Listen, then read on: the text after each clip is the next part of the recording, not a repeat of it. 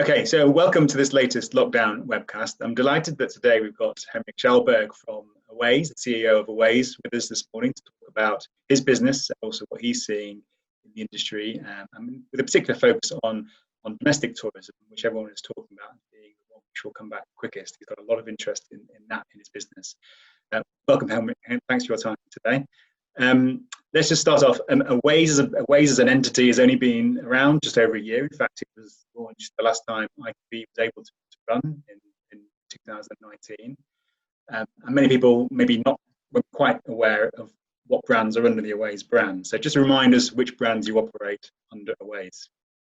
Thank you, Lee. Yes, so the name Awaze we launched at ITV last year. Remember ITV? I do. Made comeback 2021. But the names you may be familiar with, so the Awaze is the group name, are names like Hoseasons, Cottages.com, James Villa Holidays here in the UK are the primary brands. We also operate Landal, GreenParks out of Holland and NOVASOL out of Denmark, which are the other big brands we have in the group. Okay, so it says a range of cottage type and park operators which you've got in the family. Just give us a bit of an idea then, before we start looking forward to what you see coming up, but just give us a quick rundown of how you were able to react to the emerging crisis as we now know it, which was COVID-19, and what you have to do with your various brands to make sure that you were doing the right things and were ready for the impact. I think we thought about it really in terms of making sure our staff, the owners, and the guests were safe were the three primary priorities, and then of course also making sure the company was safe as well. In terms of the staff, we're very happy that I think the first thing we did was we bought 400 laptops and we kitted those out really quickly because I was terrified, mortified at the concept of keeping people in a contact center environment, and we sent people home even before the official guidelines came, because just making sure. And so we did that very quickly, and I'm really proud of the team's work on that one. We then communicated very clearly with the owners that we work with, both on the park side and on the cottage side. But then also, of course, making sure that with the guests, we stopped, basically stopped selling during the whole lockdown period, and you cannot still book with us, I think, before July the 4th. So making sure that we then also communicated with the guests in terms of what we've done. And of course, then we, basically on the protecting the company side, which is, basically the P&L and making sure we could see it through the tunnel, we basically just slammed the brakes on any kind of spend we had, furloughed most of our staff. And this is true for the UK, but also in the other countries we had. So just very quickly reacting to an unfolding situation. And the first thing was really about, like in the Maslowian pyramid, protection, just making sure, like, are we safe? Yeah. So do you think you were slightly ahead of the curve? You were saying before we started this, you were getting a bit of intel from China to sort of try and work out what was going to happen. Did you have to be a little bit ahead of where things were actually officially? I for some reason, I developed a little bit of a fascination with the disease already in January in terms of listening to some podcasts. And then I had a contact in China who helped me kind of think through how to model the scenario. And he said, you should assume 6 to 8 weeks of like nothing. And our original modeling was more it may go 20, 30% down like for the remainder of the year. But so we quickly adopted the models to like, it'll go to zero. And we tried to paint a very bleak financial scenario just to make sure, like, can we last through? And then of course, what we're seeing now, and we can get to that, is slightly better. So I don't know whether we were ahead or not, but I do know that we broadly from the going to zero, I think we did get that right, and that materialized in the UK, but actually not in some of the other markets where we operate, where we have been allowed to keep trading, like in Denmark to Denmark, or in Holland, where some of the parks have been open all along. Yeah.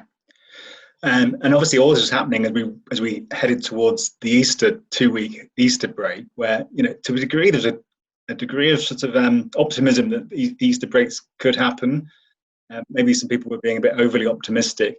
And I know, for instance, you weren't able to book cottages on your cottages.com site. Others continue to allow bookings, whether that was they were taken up or not. But Do you think then, at that point, looking back now, there was a sort of an over optimism that this wasn't going to be quite the hit that we've seen?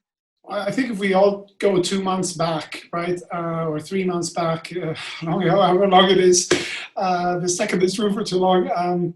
I think what by now most of us will know of somebody who's had the disease, and maybe somebody who hasn't had it in a pretty bad way. And I think that, what was forgotten about initially was, especially for Easter, where we had a lot of optimism just a few days before the PM's announcement, people were expecting a record Easter, and it's going to be amazing staycation, best ever. So initially, of course, the clampdown comes, and then what happens is gradually people start knowing people, and people get worried about the disease. Initially, it was like only 85% people or older who have 14 preconditions and who are drinking and smoking at the same time will get it and feel anything. And then, of course, you start hearing about people who are maybe 45 and et cetera. And then I think that creates more of a worry. And I think that's exactly what's happened. And that's what happened in China as well, where it's so infectious that, you end up probably knowing somebody who may have had it in not a great way, even though hopefully they made it through. Yeah.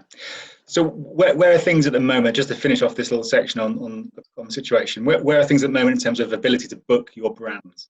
So right now you can book, starting July 4th. Right. Okay. And that's across the board. That's for every product. In the UK, that's true.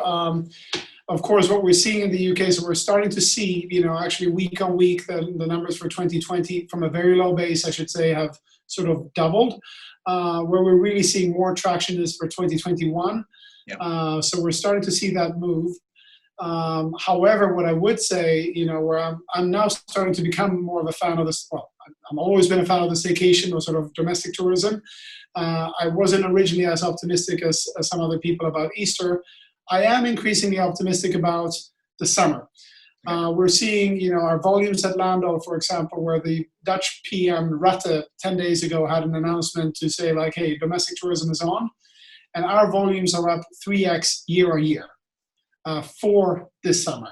Okay. So it's not 3x versus 2-3 weeks ago. It's actually really booming. And the same is true for the German demand, German to German demand at NOVASOL, and the Denmark to Denmark demand that we have in NOVASOL as well. So where the markets are open today, or are opening up, we're seeing incredible traction on the domestic tourism, much less kind of cross-border searches.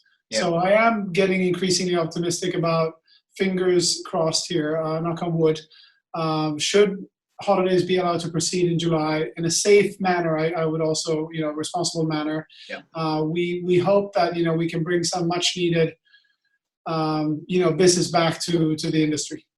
I think we're all learning about new words during this lockdown, Zoom, but conditionality as well, and everything's conditional, isn't it? And it's all conditional on actually factors we just don't know about.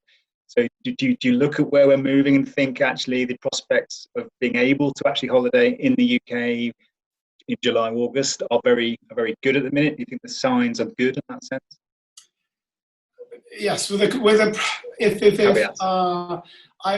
here's the thing. I think it can be done based on what I've learned in Denmark and Holland as well.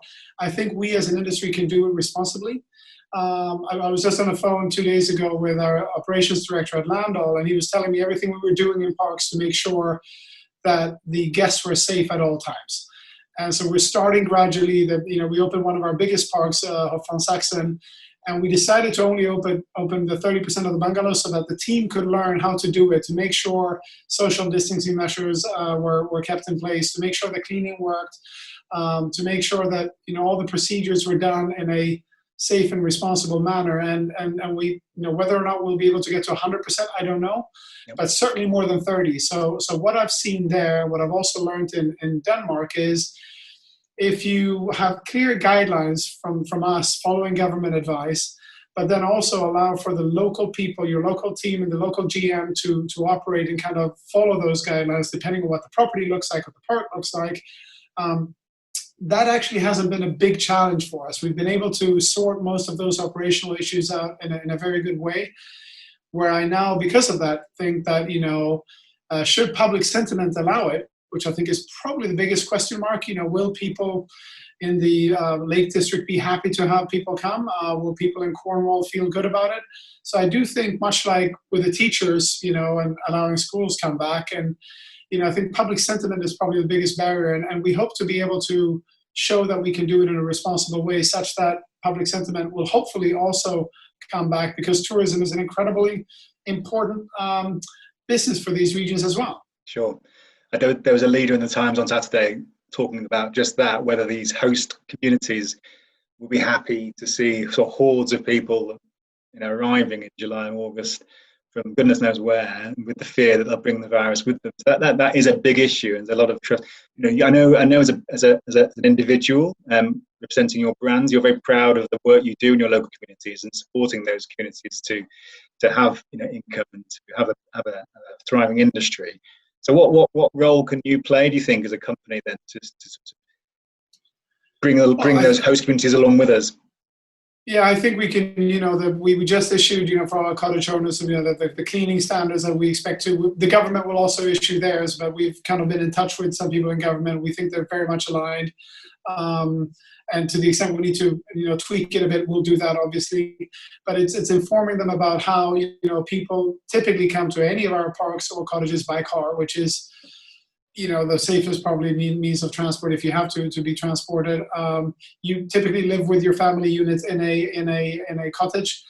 Some of the central facilities may, have to be restricted or even closed, depending on if it's a park, what they look like. Yeah. So I think by being clear and open about the standards that we are implementing for our parks and cottages, that can be extremely, and I think we need to be open about that so that the local communities see that we're doing it in a responsible way, and the likelihood of transmission is very, very low if we follow the guidelines and if the guests follow the guidelines as well. Sure. Actually, your portfolio of products, when you look at them, are probably the ones you think are most likely to adapt themselves towards a social distanced holiday. Obviously a cottage is very much a single entity with a household in that unit. There are issues going to be around maybe cleaning that and turnarounds and so on. Parks maybe slightly more difficult. Boating holidays, similar to a sort of caravan or a park. So you can see that you can do that, but there must be some challenges around that. So let's talk about sort of the park setting to start with. The parks are probably more difficult because you've got those facilities where people are expected to go en masse. So will you just have to be careful about how those operate, or just, like you say, not even open certain parts of parks? Yeah, so I think it depends very much on what the park looks like. And I think it needs to be, one of the things we learned at Landal was to be very transparent to the guests before arrival of this will be open, this will not be open. Yeah. So we have instances where, we have to limit the number of people in the pool. We have to adapt that. Is there 2 doors coming into the pool? Yes or no? The restaurants are typically closed for sitting down, but we allow things like takeout. But we've also done it to sort of encourage a bit of tourism. So again, depending on the setting of the park. So there's a range of procedures we did, from everything ranges from restaurants to check into recreation areas where we've adapted those. And I think it's very important then also to be clear prior to arrival, about what the guests can and cannot expect coming to the park. And that seems to have worked well for us. And then also encouraging things like, look, the restaurant might be closed, but we can create a picnic basket for you. You can go and explore the forest next door. So again, I think being clear about the expectations is very, very important. And there will be, depending on which park you look at, there will obviously be limitations in terms of, how that's done. And we will have to adapt very locally to make sure we do it in a safe and responsible manner. Yeah. And in terms of the cottage and the villa product and the boating product, are you required, do you think, then to bring in some new cleaning and sanitation protocols around that? Yeah, so we just actually sent those out like a day ago to all our owners, both for boats and cottage owners, in terms of what we expect them to do in terms of a number of areas, and it will range from sanitizing the most, not just cleaning, but sanitizing the most commonly touched objects, to maybe removing things from the cottage to make sure there's fewer things to clean, because if you have a backgammon game, for example, in the cottage, that that just becomes a bit of extra work. So some things will have to maybe be retired from the property, and then how we do the check-ins, stagger those to make sure not everything happens at once, making sure you open windows as you clean it, etc. Look, I think there's a desire from the industry. In reality, there's a lot of relative measures that, in combination make it a lot safer. The safest thing we could all do is if you froze everybody for 2 weeks on Earth, for 2 weeks with no movement at all, the virus would be gone. Fact.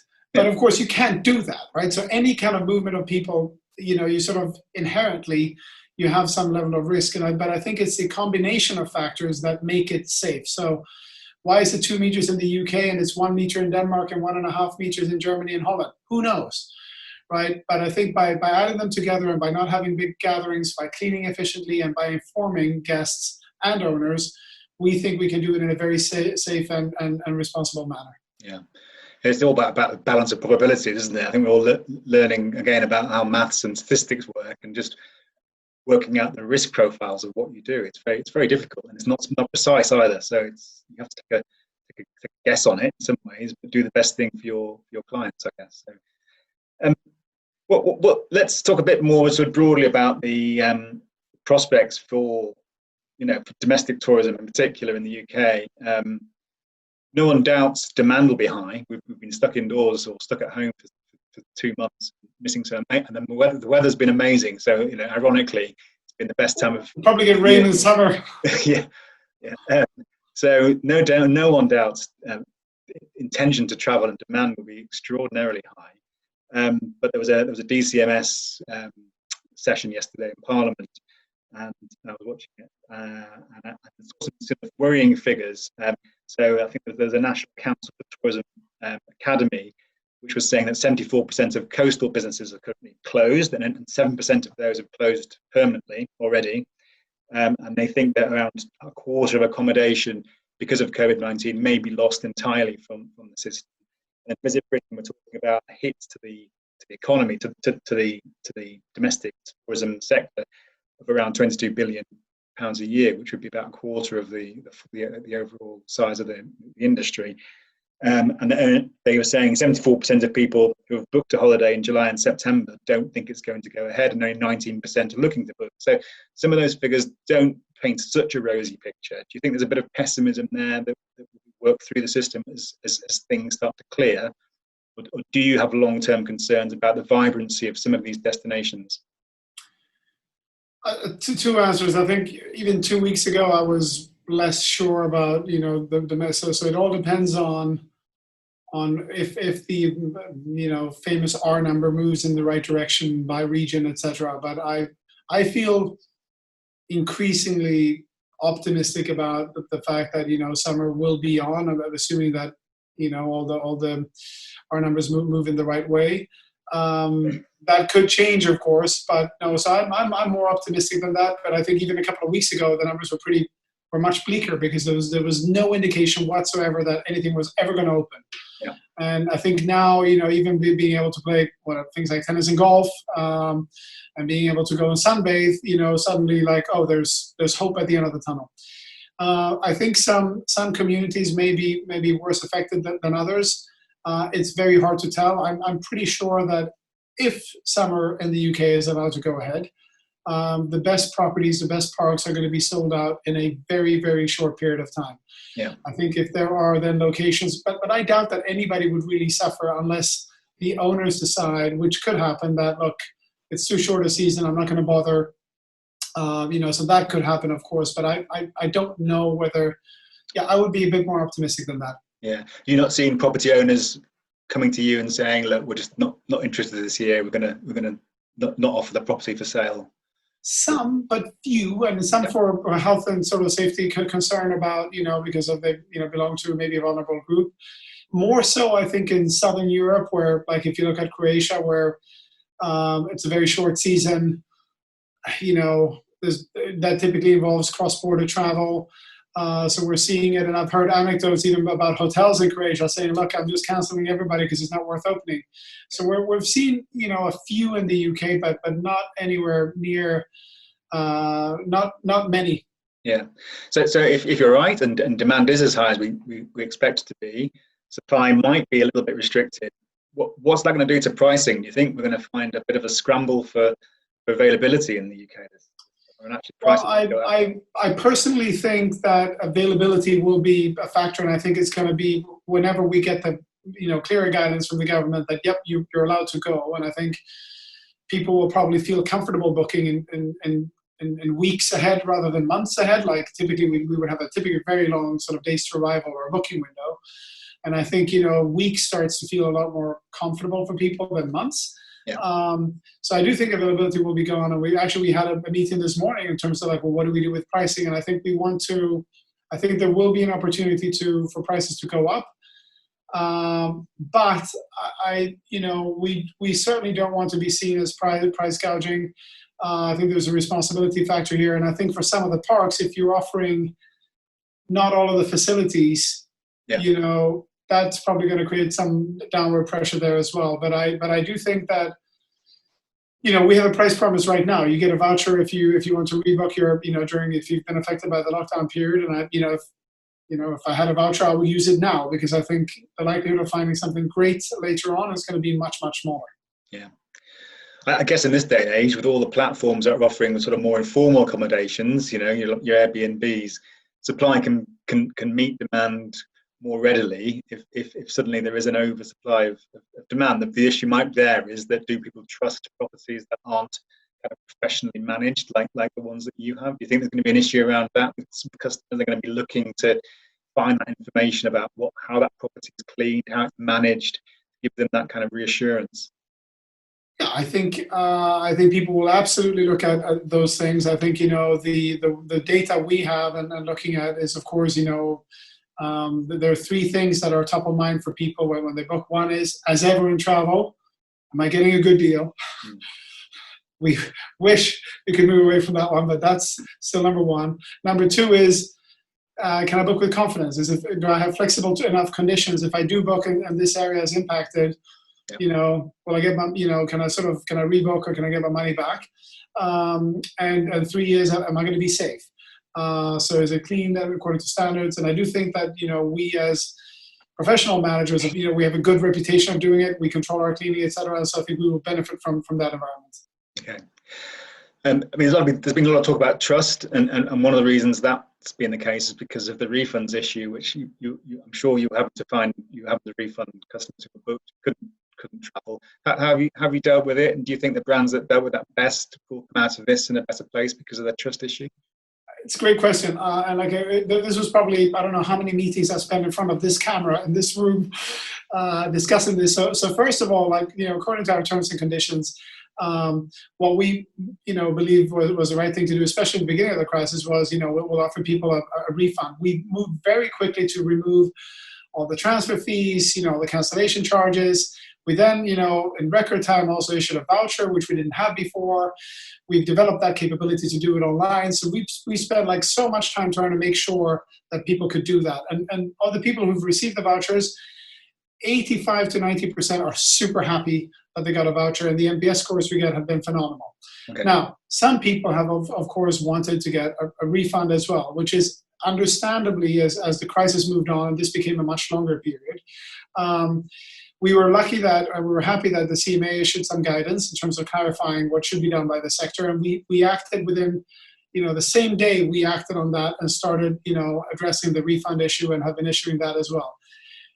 So I'm very happy we got that clarification. We're doing it voluntarily, and in hindsight, do I wish we'd had that guidance a bit earlier on? Would that have been helpful? Yes, because we would have been able to act on it earlier on, because we did have a minority of people who were very eager to get the refund, and I think for understandable reasons. But we've done it voluntarily. We're processing those as quickly as we can get. Okay, thank you for that. So, on the refunds issue, then, so hopefully you've kept most of your customers happy, but the CMA were looking at it, and they did flag it as being one of the issues that they had. There's obviously issues around overseas holidays, but they were looking at the domestic accommodation really. Do you think that's now sort of sorted? There'll probably be some people who are investigated who didn't act in the right way, but you're happy that you operated in the correct manner with refunds. So again, I think every travel provider across Europe has been faced with a situation where people have said, look, where's my booking? And, you know, what can I do? And do I get, you know, do I get money back? Can I rebook, et cetera? And I think it's true for not just our sector, it's true for all the airlines, it's true for all the tour operators. And I think, yes, you know, we are happy with how we've dealt with that on a you know, voluntary basis, and we're addressing it very quickly. I won't lie, it's been challenging. Like, you know, our systems weren't set up to deal with 100% cancellations. Our systems weren't set up to deal with every region we sell is now not in sale. And on top of that, we don't know the timelines when it's going to open. Yeah. So, you know, that has been, and you certainly didn't have the tools for it. We had most of the team furloughed. So with hindsight, would I have kept a few more people, you know, in the contact center? Would I have 6 months ago developed the tools to be able to handle a lot of this, you know, in a much more automated fashion? Oh, you bet. Mm-hmm. But we didn't. And knowing some other people in the travel industry, I think we were not alone. Yeah. But yes, I think we've dealt with it. I'm happy with our response right now. And you know, and again, I would say, you know, most people, you know, we did see, you know, we've been very carefully tracking the brand impact, et cetera. And I think we've done okay. But again, with hindsight, would I do it a little bit differently if I knew everything? Absolutely. Sure. Let's, as we get to the end, let's talk about how sort of travel agents, the third parties, can benefit from what we think is going to be greater interest in staycations and domestic. It's not an area that they necessarily have done a lot of work in. They tend, you know, a lot of travel agents selling overseas, but they'll need to get business from wherever they can. They'll want to work with partners. Obviously, you work closely with them in some of your brands, particularly Hoseasons. So what's your advice to the travel agents out there who are thinking, well, this is where the demand's going to be in the next, you know, period. How do I get into this market, and how do I show my value to operators to say we're worth working with? We can do business together. Yeah, so obviously we have a long history of working with third parties, and including travel agents trade. So one of the other areas which we weren't set up for was when this mass cancellation happened. You know, we realized that there were a lot of gray areas between how we were working with our partners, and it wasn't immediately apparent that you know who was responsible for what. And again, normally we have a very small percentage of cancellation, so you deal with it on a one-on-one basis. But the terms and conditions issue of who was liable for what, the complexity it created for us, because you know we then had fewer staff to deal with it. It was just very hard. So we put the brakes on everything. As of this week, we're starting to turn things back on again. Now we want to make sure we turn them back on again. I don't have the full team back yet because you know, although bookings are increasing, it's still a very small volume, so I can't afford to bring them back. So we're gradually working through that issue, starting with the major partners we have, and then we'll work through the list. And we want to do it in a way where we, you know, where I have the capacity to do it, but where we really also help, you know, all of our community to kind of put Britain back on sale, which is what we want to do. Yeah. With one important thing for us will also be like making sure we can do it where, given that the number two thing the guests will want is book with flexibility. So we have to make sure we kind of set ourselves up for a situation where payment terms, et cetera, and all of these things work so that, you know, consumers feel safe to book it, because it is a very, very high driver of whether or not you're going to get the booking. Yeah. Some of the conditions we've had in this, and you know, they may come back again over the long term, but I predict short to medium term, consumers are going to want to know if there's a second or third spike that, you know, they will have the ability to kind of, either rebook, get a voucher, or get a refund. Yeah. So do you see this crisis as being an opportunity to just actually to reassess the way you do work with third parties, in which areas you work with them, to what degree you work with them, and how you work together, and maybe some of the terms that you offer? I think, you know, across the board, I would say definitely, you know, the areas we'd like to work with, you know, across all areas. I think the terms, as long as consumers value flexibility in terms of what we now think they do, mm-hmm. we will have to, like, even on our own website, you know, we used to, you know, before we collected the money 10 weeks ahead of arrival, right? We're now shortened that substantially because people are very uncomfortable with final payment 10 weeks ahead. And so if, you know, hopefully we get a vaccine, maybe we can go back to 10 weeks. But before there's a vaccine, we're going to have more flexible terms and conditions in place. So at least temporarily, and that's as far as I can predict in the future, we'll have to make sure those terms and conditions, apply with our key partners as well. Yeah. In a more general sense, do you see agents as being, a group of people who can offer some value in selling domestic? I mean, usually agents really come into their own when they're selling a product that the customer is not so sure about. And that tends not to be domestic travel. We tend to be more comfortable as consumers traveling around our own country. We get in the car and we just go there. We're not taking a flight. But actually, do you think agents have got an opportunity to add some value to the customer to help them decide where to go and what to do when they're there? Yeah, I think it's all about knowledge. Typically, where you help, if an agent's helping a consumer coming in through the doors, it's because they know more about Cyprus or, than somebody else. I think there's lots to learn about, all the wonders of the UK, Cornwall, Lake District, etc. So the more you know, and the more the agents can tell about how we're doing it in a safe and responsible manner, I think there's tons of value that the agents could add even there as well. I mean, I think typically we talk about traveling the world.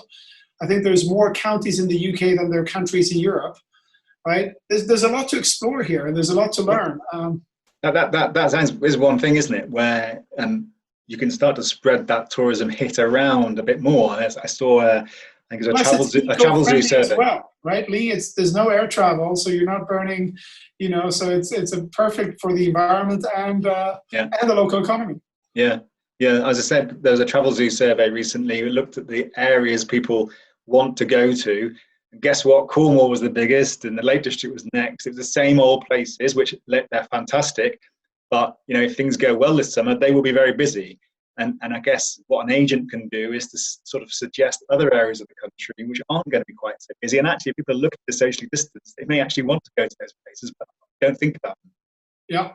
No, absolutely. I think, finding the other, the not so obvious honeypots in the UK would also be a great value that the agents could add. Yeah. Is this an opportunity then for you to expand your product portfolio? I mean, I'm sure you cover most areas, but maybe not in the volumes that may be required. So are you out there looking for new opportunities and new products? We're always looking for new opportunities. In fact, we've been recruiting both in cottages, and we've been active on the parks front as well, even during the crisis. And we've had, I wouldn't say the inbound demand has been as high as normal, but it's been surprisingly high given people have been cooped up at home. So yeah, we're always looking to expand the product footprint of great quality parks and lodges across the UK. Yeah, good stuff. Let's just close by just having a quick chat about your overseas stuff. I mean, we talked a lot about domestic, that's a bit of a focus for us for this week, but with James Villas and some of your products overseas, it's quite possible to drive to lots of that accommodation. Even as far as Spain, you could drive a long way if you wanted to access this accommodation. What do you see the prospects for that coming up in the short near term, when maybe air travel is going to be difficult, but travel by other means might be more easy? Yeah, I think the anything involving foreign travel will mean, like, is there going to be a quarantine on that side, and is there a quarantine if I come back? So you sort of make it a lot more complicated on two fronts. Yeah. Right now in Spain, there is still a state of emergency, for example. So there's a mandatory 2-week quarantine in Spain. Some of those may very well, there's rumors now in Europe about these being lifted for the summer. So I do think absolutely that, some of those villas, we have a bunch of them on an ad hoc basis at James Villa where you don't have to take the flight, will be there. So yes, I think there's lots of opportunities for people who do want to go abroad, but it involves more uncertainty for a number of people. And of course, for James Villa specifically, you have the added uncertainty of who's flying and will the flight be leaving or not. Let's just close on a sort of big issue question for the industry as a whole. Your background is Expedia, so you work for one of those big global brands. There are lots of other niche, smaller brands. Some are close to their customers, some are more transactional. What do you see sort of more long-term that this period will do to the industry? I think we all accept it's going to be slightly smaller and it's going to have to retract a little bit in order to grow again. But in terms of the brands that are able to survive and come through this, how do you see the mix of the industry changing? Wow. If I had a crystal ball, I do think there will be more, it's a boring answer, but more consolidation. I think, the sort of smaller players will be, it's just harder to survive. I predict, actually, I think domestic tourism may be a somewhat lasting factor because of not only the virus, but also because of the eco worries that were there amongst the millennials and the post-millennials even before. So I do think that could be very well become more important. I think people will be, more demanding more in terms of what the accommodation offers, make sure is it safe or not, whereas in the past you may have gone to something non-managed and just felt a bit safer. Yeah. But I do think some of the trends will be lasting. And then I think another one, which is, I don't know that air travel will ever look the same. Yeah. Logistically and the way we experience it. I think, before business travel comes back, it's going to be a long time. And if business travel is not back in the short term, that actually funds a lot of leisure travel for some of the national carriers, at least. I think that, the air prices may well be a lot higher going forward for, not a significant time. Yeah. And do you think it's going to be sort of a resurgence of that kind of trusted brand that people know that's maybe a bit more local, or will those bigger brands, if consolidation happens, it tends to be in favor of the bigger brands that can sort of drive that consolidation? I think it's going to be a mixture of both. I think in the end, it's about who's acting responsibly and who's, making sure that they're acting in a safe and responsible manner. Booking conditions are, flexible, etc. And I think, I wish that, sort of a player of our size would be the natural. I think will do well. But I think some of the big kind of OTAs will probably learn and do well in that scenario as well. The fact, the help you have if you're bigger is that you just have access to more cash. And part of this game will be, you have to make it through the tunnel. And we don't know how long the tunnel is. So the bigger you are, you can just last longer. And if you make it through, but there will be a few people who, just because, the tunnel may be too long, who might not make it through. That's just the hard reality of this. Okay, we'll wrap things up there. So, Henrik, thank you for that. Thanks for the time today. It's a very downbeat note, but thank you, Lee. No, we won't. We shouldn't finish on too downbeat a note. But certainly, the sun's shining today. So fingers crossed, we're going to have something in the summer. Thank you, Lee. Appreciate it. Yeah, thanks very much, and hopefully we'll get to see you in the flesh at some point soon. I would love to.